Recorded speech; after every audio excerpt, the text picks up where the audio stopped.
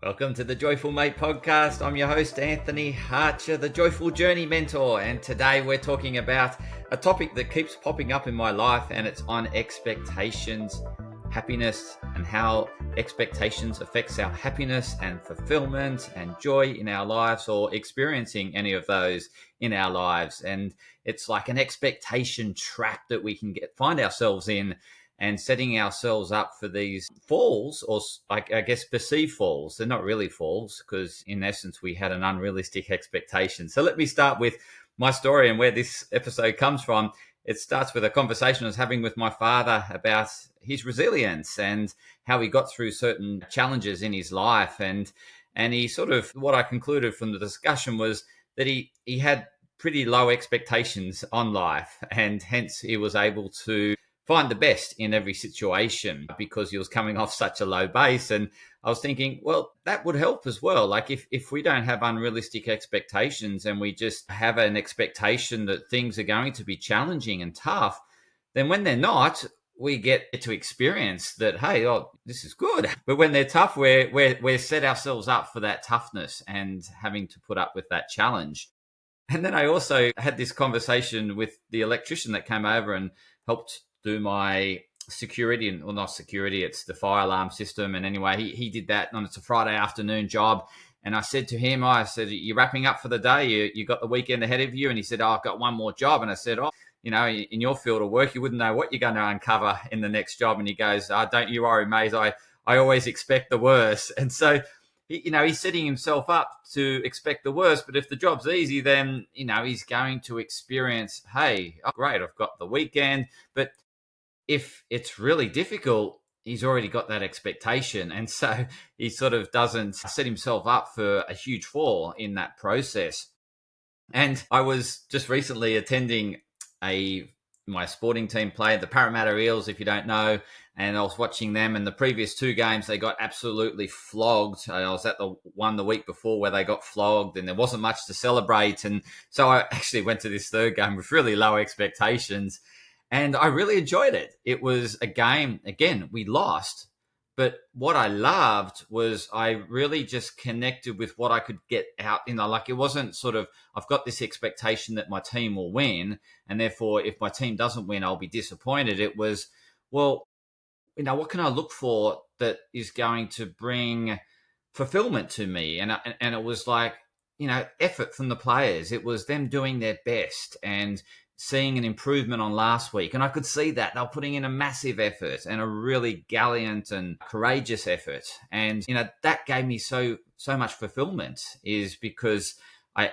wasn't expecting them to beat the other team or anything like that. It's just put up a fight, show that you're a team that's competitive. And I think that's how we want to embrace life, is do what we can the best we can. And I often give this analogy, is that every day we wake up, we've given a set of cards, and it's just playing that set of cards that's in front of us the best we can. And that's all we can do with life, is just play with what's dealt in front of us the best we can, and do the best with what we've got in terms of tools and resources to best play that set of hands. And look, in time, you'll get better at playing with it, because you'll become more resourceful, more creative, and more knowledgeable in time. But at the time, you just do the best with what you've dealt with, and not have an expectation that it's not successful unless I, win this game, And this brings me to a client conversation I had this morning, and he had a bit of, apprehension. And he told me this at the end of the consultation, was he had an apprehension of attending this consult because he hadn't achieved the massive weight drop he achieved in the previous consult. That he had some glowing news to share with me, and like I would then measure what he put in the last 2 weeks based on the outcome. But what he shared with me was even more impactful. He didn't have the glowing statistic that I've dropped a huge amount of weight and therefore, I've been doing the work. What he shared with me was what he'd learned over the last 2 weeks, and how he was more aware of the effects of what he was putting into his body and the output that. And so for me, from a practitioner, that was better or a much greater progressive thing than the couple of weeks before or the month before where he was sharing a massive drop in weight, because of the learning that comes when we think we failed, right?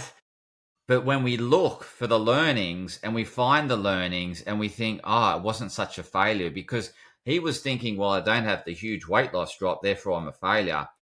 Whereas he came to me with some profound insight of what he discovered. And I thought that was incredible in terms of taking that forward into the future. And so what we discussed was what other ways in which we can measure your success other than the scales, because the scales, there's so much that can influence the scales in terms of, well, the scales themselves can be, not working as well, whatever, the battery needs changing, or you're not weighing in at the same time each day. And, there's a bit of error in that. Also, that when you're measuring your overall weight, it includes your bone density, of course, your fluid, your fluid within your body, which can fluctuate quite a bit, your muscle mass and your fat mass. And so how do you know which one's changing? And I said to him, how do you know that you're still, like, you might have think that you're plateaued because of the scales are telling you you're plateaued, but you might be losing fat mass and gaining muscle mass and not see a difference on the scales. And he thought, well, that's possible because in the gym, I've noticed that I'm getting stronger. Well, in order to get stronger, you have to be gaining muscle mass, right? So I think he really walked away from that consultation thinking, maybe my measure was, or I just had this one measure and I was fixated on that one measure. And if I didn't hit that one measure, I'm not successful. There's so many ways to measure progress. And I think this is really the takeaway for this talk, is that we can have an expectation that it's got to be this way or I'll be disappointed. And therefore, if it doesn't happen, which is a high probability in most cases, that then you're going to be filled with disappointment. Whereas if you have a number of measures and a way of measuring progress, you can think, okay, this is not where I wanted to be, but hey, I've noticed some progress in this area because you've got other metrics. It's like me and podcasting, for example. So people talk a lot about podcasting downloads, but that's not the be all and end all measure. Podcasting downloads. There's so many other ways. Is like, what's their likelihood of listening to the full episode? What's their engagement of the podcast? Is there new downloads or existing people, or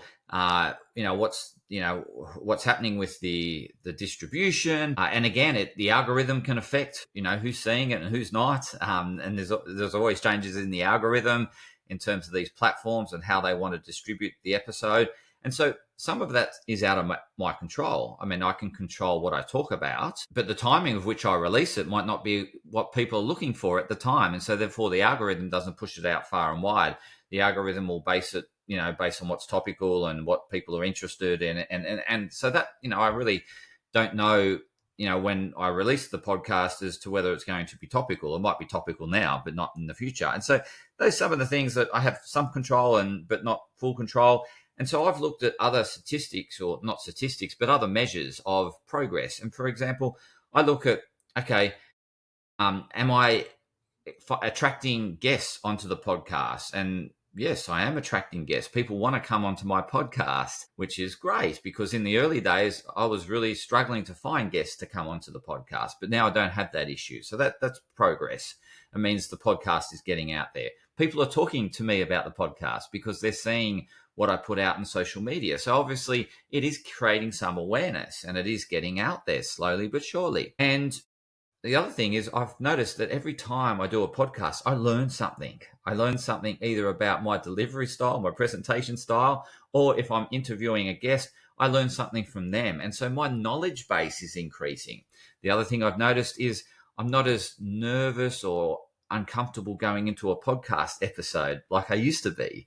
I used to be very nerve-wracking. Oh, what happens if I get stuck and I can't find the words? Or what happens if I lose track? Or, I just start all these things, what ifs. And I'm not too concerned about that. I have a general outline in my brain, and because I'm relaxed and more comfortable, I can find that I can generally recall what I'm looking for.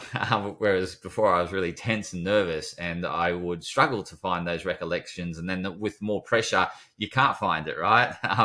And it's like, I can't remember that name. I can't remember that name. I can't remember that name. And the minute you relax, you remember the name. So there's so many ways in which we can measure success, and we get fixated on a one way of measurement of success. For my client, it was weight. That was success. But he's now realized there's so many other avenues of progress, or the measurement of progress, that he needs to look. If he feels that he's not making progress, where is he making progress? So we are making progress, but it depends on our definition of progress, right? And we want to come up with a broader definition of progress. It's the same as relationships. We can sometimes fantasize that the relationship should be like this based on Hollywood and the romanticism that Hollywood presents on relationships. And when, we're arguing, we think, oh, that doesn't happen in good relationships. We shouldn't argue, and that's bad, and therefore the relationship's going bad. But in actual fact, I had this conversation again with someone else today, was that through the arguments, through the conflict, we get to know each other better. We get to see a different perspective. And so there's the actual relationship comes, or the growth of the relationship comes from the challenges and the difficulties we face and the arguments we have. And so we should be embracing it, because the relationship, if we look at it from this perspective, obviously, if we look at it from the measure that if we're having arguments, it's a failed relationship, and then we keep thinking and looking for ways in which we support our justification that it's a failed relationship, and therefore the relationship fails. But if we think, okay, if we're having arguments and conflicts, we're actually learning more about one another at a deeper level, and we can understand each other's perspective at a deeper level, and therefore the relationship is deepening.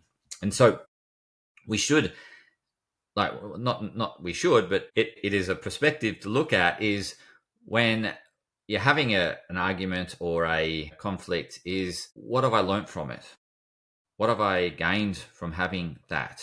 As opposed to, oh, that's just bad, and we sweep it under the table. But did I, in that conversation, did I actually hear something from them that I didn't know, or I didn't know that they were feeling this way, or I didn't know that they were going through this, and therefore I know something more about my partner that I didn't know before the conflict or the argument. So it is really much better for us to step back and often look at the bigger picture of what's gone on, as opposed to a very myopic focus on what success looks like in relationships, in health, in business, in whatever it might be. It's really helpful to think, okay, I don't feel like I'm making progress, but actually step back and go, where am I making progress? And so I could always look at downloads in podcasting as the measure of progress, but some of the progress that I made is actually just turning up and doing podcasts, right? And making sure that I have at least one a week. And in actual fact, recently I've been doing more than one a week. And so I'm overachieving in terms of my original goal of doing one a week podcast. And that was a challenge to begin with. But now I find it easy to do two a week, and sometimes three or four a week, right? So I'm actually getting more comfortable with the whole medium of podcasting. I'm a more comfortable guest on other people's podcasts. And it's just come through me looking at a broader lens of what progress looks like in the podcasting arena, as opposed to getting fixated on downloads. I would have given up a long time ago if the measure of success was purely on downloads. And so when you look at relationships, look at other ways to measure progression in the relationship. And it might be through, if you're having more arguments, then you're better understanding one another. Or, you might not be listening. I mean, they have to yell in order for you to listen, but there's still a wake up for you. There's still a learning for you that you can take away as to why you're having more arguments. And so then getting back to the expectations, is that we don't want to have an expectation of a one-sided success or a unrealistic success. We we really want to set the expectations that, yes, we want to move forward in life, because by moving forward, we grow, and we ultimately, if we continue to grow, we thrive and improve.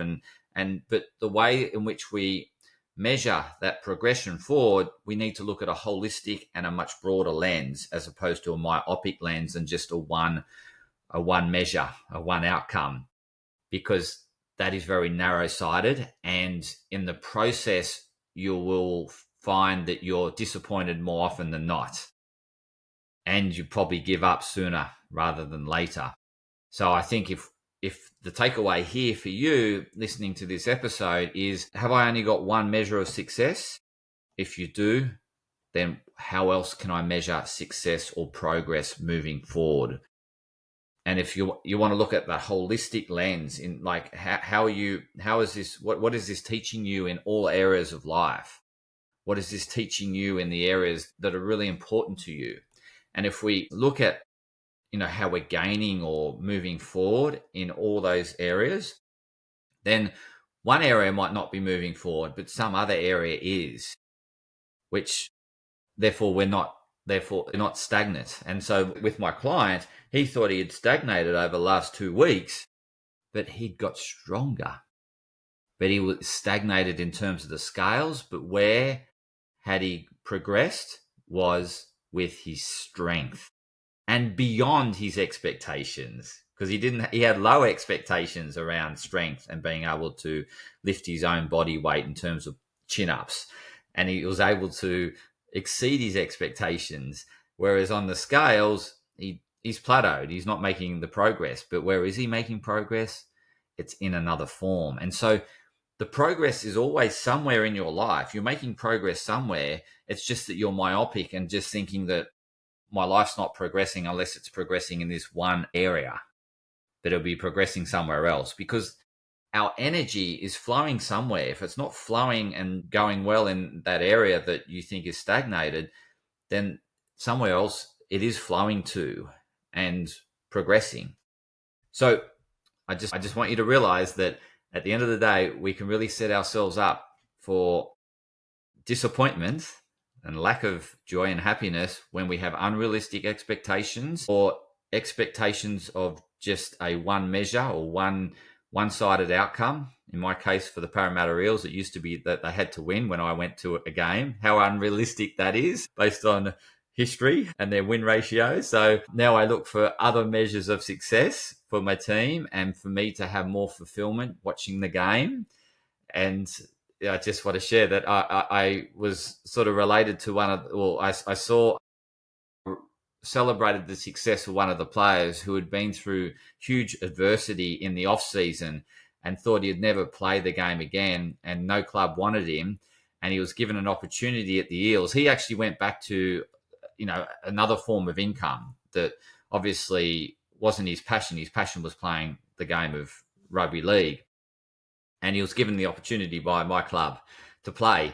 And this was his first game since, thinking that he'd never play again or potentially never play again. And he was able to play that game. And he scored some points, scored a try. And he was so emotional when he, just realized how much he missed the game, how much he loved the game, and how much he was grateful for being back. And it was that, seeing that moment was fantastic. My team lost that game, but I was able to find moments in that game that brought huge amounts of joy, fulfillment, and satisfaction. And I walked away from that game. I didn't feel like a loser. I felt like I had something to celebrate. I celebrated the team's progress. I celebrated the team's courage and determination and never giving up. And that was something that resonated within me with the podcast, because I haven't hit huge numbers with my downloads, but I've never given up.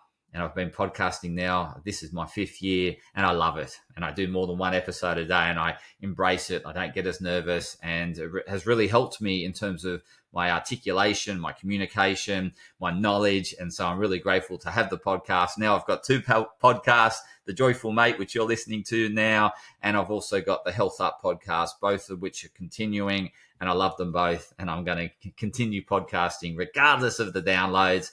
But just on the downloads front, I'd love if you find this beneficial the information, please share it with others, because my mission is to enhance and enlighten the well-being of others.